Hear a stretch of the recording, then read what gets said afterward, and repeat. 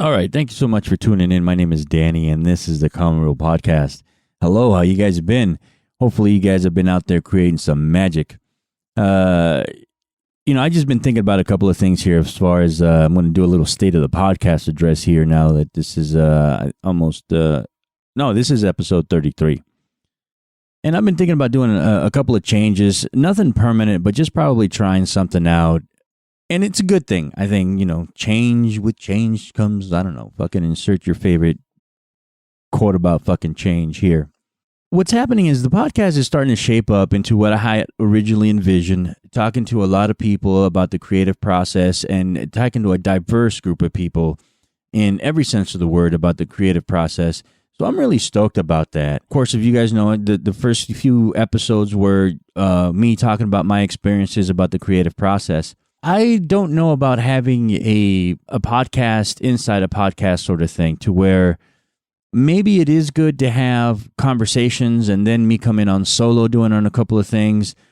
Or maybe it's just good to have the conversations on the podcast itself. And those who wish to hear about the notes or, listen to me talk by myself, probably put those up on the blog. I see pros and cons to both. I do, if you're in the podcast and you want to get podcast notifications from your favorite app, I can see how you maybe wanting to get another notification from my blog posts might sound like a pain in the ass. But I think like if you're a photographer and really dig about maybe some notes that I have on photography and something that is really more, let's just say, more a smaller niche, a smaller target group than the overall general creative process that's beneficial to a broader audience. If you want to hear technical notes and about my photography and things like that, I think it'd be better to see it on the blog anyway. This way you can see the photographs that I'm talking about and it'll come along with visuals. You can still hear it in the car. You can still download it. It'll still be available on your smartphone. And if you want notifications on that, you just got to sign up your email on the blog or on the Twitters, at Restless Samurai and turn on the notifications on that. I'll put notifications up on Instagram, although there's no direct link there. At least you'll know where to go when, hey, there's a new blog post up. That might be better, that might not be. I'm not sure how it goes, but I think at this point, that's probably what I want to do and keep the podcast episodes just for the conversations I have with other people. We'll try that for a while. We'll see what happens. Nothing's permanent. Nothing's set in stone, but it is really more or less at least a testament to where the podcast is going. And I'm really glad because the podcast is shaping up. It's getting traction. I think there's people listening to the podcast now that never would have listened to it before. And I do think it has to do because I'm not fucking boring you with my bullshit ass photography talk or nerding out on, what camera gear I used for fucking this picture and that picture. But it is a broader sense of listening to a conversation of someone who may or may not be in your creative circle or in your business circle as well. And I'm very happy about that. I've had more downloads now in these last couple of months than I've ever had before. And I think it's because we are speaking to interesting people and people are tuning in because of that instead of listening to my little fucking bullshit rants and raves about, being creative. You get to listen to it directly from another creative person. So I think that's what I'm going to do. If it works, fine. If it doesn't, I'll come right back on here and start yapping in your ear about bullshit and it'll be right on the podcast sort of thing. What got me thinking, there's a couple other podcasts that do that have, let's just say, a podcast within a podcast, and it annoys me. That's just the bottom line. It annoys me I don't care about the other things that you do. Just keep it, I don't know. And I turn it off. I don't listen to that episode. I skip that episode and listen to the other one, which is obviously probably what anyone's going to do anyway, but I'm just looking for consistency. I guess that's all I'm doing. I'm looking for. So if you want to keep up with the blog post and the soul things and listen to me yap by myself, go to the blog. And that's where I'll be putting that stuff up, and I'll be posting a lot more blogs on there. There's already a bunch of posts on there if you want to go back and listen. I've already talked about a bunch of photography and a couple other things there too. You want to scroll through the blog and listen to that as well. But I will tell you about, in this episode, I will tell you about a couple of conversations that I've had this past week with very interesting people. I had a shoot yesterday with a model. It was a Red House magazine session. For those of you that may or may not know, the other half of my photography is on Red House. It's at Red House Magazine is the Instagram if you want to follow along. And I also have a podcast there at the Red House Podcast if you guys want to listen to that as well. And what's funny is that we had a shoot yesterday, and Captain Roy and I just started talking. And man, it's one of the few times that I just wish I would have just put up a generic microphone in the middle of the room and at least got some shitty audio about what we talked about, because a lot of it was worthwhile. We really talked deep about a bunch of things in life. Some stuff, I would put on a podcast, and other stuff I think we would just best, keep to ourselves. But we talked a lot about social media because it's a fucking thing, right? And we talked about the social media experiment that I'm trying out here as far as making my Red House brand reach a broader audience. And essentially what I'm doing is reaching out to people all kinds of people who I think would benefit from having better images on their feed for their business, for their brand, or just in general, in order for me to reach a broader audience with their followers. Billy and I were talking about it before. It's worth a shot, and I really don't have anything to lose other than time, I guess. What's funny, though, is that I am having a hard time reaching these people in written form, I believe.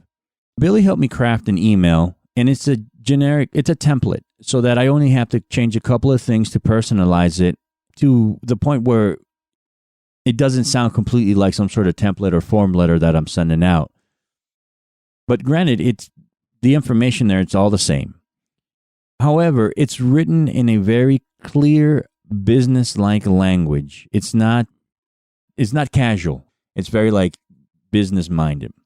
And I was talking to a buddy of mine that I'm not getting the amount of replies that that I think I deserve. And I'll get into that in a second. But I was talking to my buddy, and he goes, "You know what?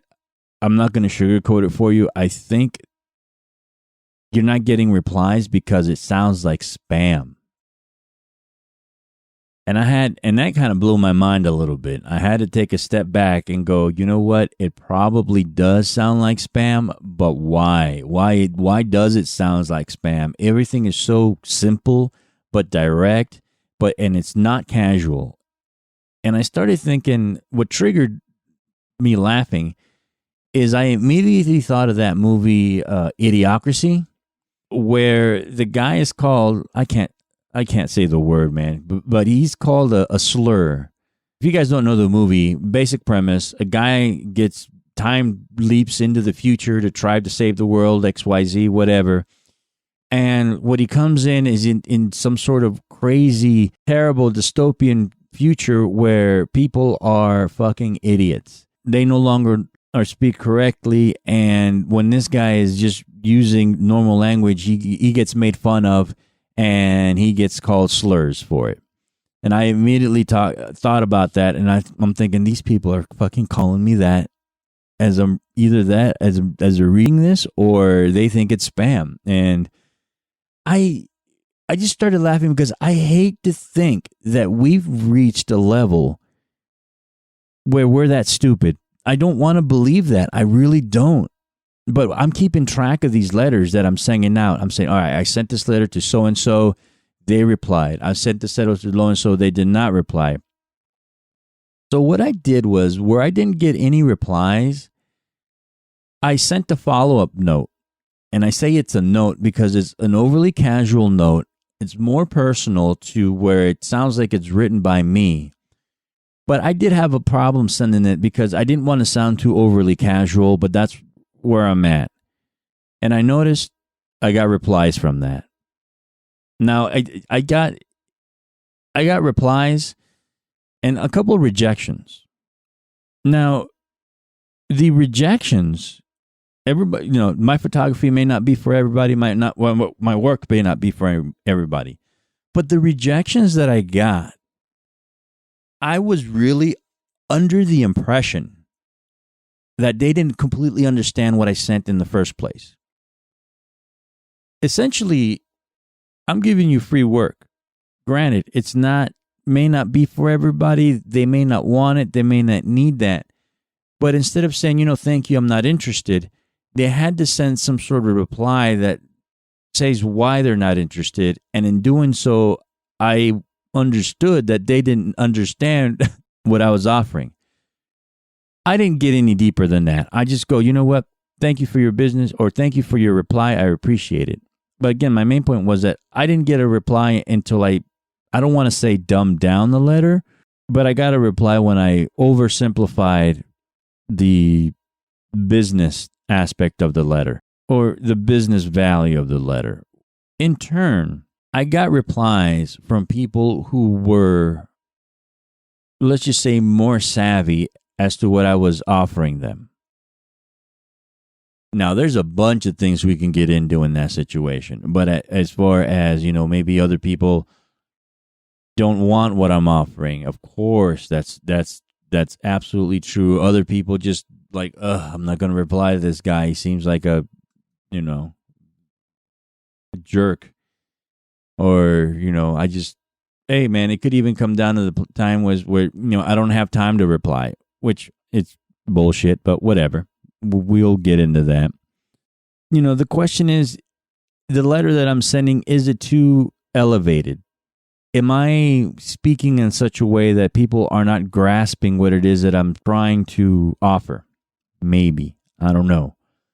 But speaking with Ro, we got to thinking about other things as well, how people perceive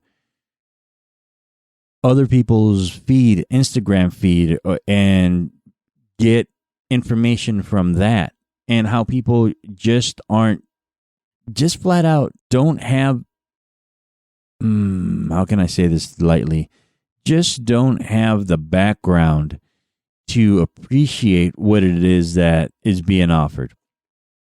And it just boggles my mind sometimes where some people, like, I'm going to take Ro's example for in the modeling world. And I'm going to get a little superficial here for a second, but, bear with me. We're talking about people who get tens and thousands, sometimes hundreds of thousands of followers with very low quality work on their Instagram. And this is how I'm looking at this as far as the quality of imagery that's on people's social media feed. And I'll talk about Instagram, specifically right now. And I compare that to other people who have great content on their feed and don't have anywhere near as many followers as someone as the other people. I don't understand how two people who could be, let's just take identical twins. They're both gorgeous. One of them has shitty photography on there, but somehow has hundreds of thousands of followers. And the other twin has great quality work and doesn't even have 10,000 followers. I don't know how that works. And I'm not looking at it from a standpoint of like, gimme likes, and gimme followers and gimme this. I'm looking at it at a standpoint from a viewpoint of better work needs to have more recognition than shitty work. People need to understand what a good image is, what good photography is, what good work is, what good artwork is, what good music is, what good food is, other than having somebody shove it down their throat saying, hey, McDonald's is really the best cheeseburger because they sell 1 trillion cheeseburgers. And that's not true. You just know it's not true. Those of us that eat cheeseburgers for a living know that is just simply not true. We know that an album that sells 1 million billion record or sales or downloads now, I guess is the term, is not good because it gets a bunch of downloads. It gets a bunch of downloads because a lot of people share it. and somebody with clout shared it.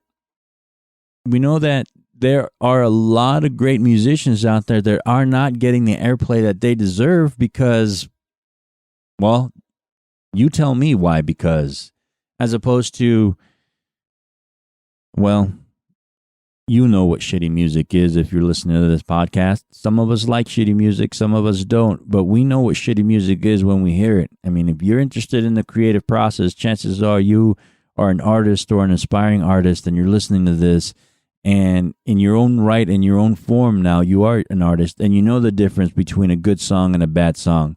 Just like we know the difference between a good cheeseburger and a bad cheeseburger. But we're going to go ahead and go through the drive-thru at McDonald's because it's easy, it's on the way, and it's cheap. And we're going to go ahead and listen to the music because it's on the radio, it's available, and it's just there at a touch of a button. Instead of us going to a record store, going through bins, talking to people, hey, what are you listening to today? Oh, shit, well, let me tell you what. I'm listening to the Bones of JR right now. As opposed to, insert your favorite pop artist here that you like to listen to because it's easy. And that's all right, man, but at the same time, wouldn't it be better if we all had better cheeseburgers every single fucking day that we wanted a cheeseburger? And I'm just saying cheeseburgers today because, even then, my brother cooked up some cheeseburgers today, and I don't mind telling you, I would have preferred a McDonald's cheeseburger today. I'm sorry, bro, but damn, we need to figure out our cooking style. It was a good idea, don't get me wrong. He had an idea, but it was just not as executed as properly, as it should have. But, and I guess the question is, how can we in our community help each other out? The quick answer right now is this. Communities like Dopeness, Danny Chops, listen to that conversation that I had with Danny a couple episodes ago. He is promoting his community and he is sharing everything that comes across this thing that he thinks is awesome. He shares that. We listened to the nail artist conversation I had with Vaughn. She's also giving shout outs and spreading the love to anyone that she thinks is in her field when it's quality work. And that's how you should build a community. Somehow we need to help each other out as much as we can. And while I'm not talking about spending all your fucking time on social media, because that, if we're artists, we ain't got time for that. We're supposed to be creating, using our time to create magic in our own special way. For instance, I don't have any more time to allot to social media than I do so already. There's no way. I'm podcasting, I'm making music, I'm making photography, and now I'm really diving into making videos, which, I really love right now. And I'm getting ready to, hopefully, knock on wood, I am getting into, hopefully, a project soon that is going to take a lot of my time. By the way, wish me luck, guys. I really appreciate that. I'm not going to have any more time for social media than I would. I'm going to have less time for social media than I have now. I'm going to depend on you guys. I got to depend, even with this podcast, this is one of my points again with the podcast. I've had more downloads with this thing this month alone than I have since I started. Actually, the last 2 months have been crazy. And I'm not, fucking, Joe Rogan or serial numbers here by any means. But the community is growing, but it's not growing because I'm doing everything by myself. It's growing because the people are sharing. You guys are helping me out. Somebody along the line is sharing this shit to where now there are strangers listening to my podcast that I probably have never, no, I'm talking literal strangers that I don't know and virtual strangers. A virtual stranger to me is someone who we're not connected by social media at all. I don't know. Maybe I just made up that term, but fuck it. In the state of the podcast and in the state of building a better community, we have to take a proactive approach to sharing because it's a real thing, man. It helps us build a better community and it helps us want to create more and not be a little fucking emotionally drained by the amount.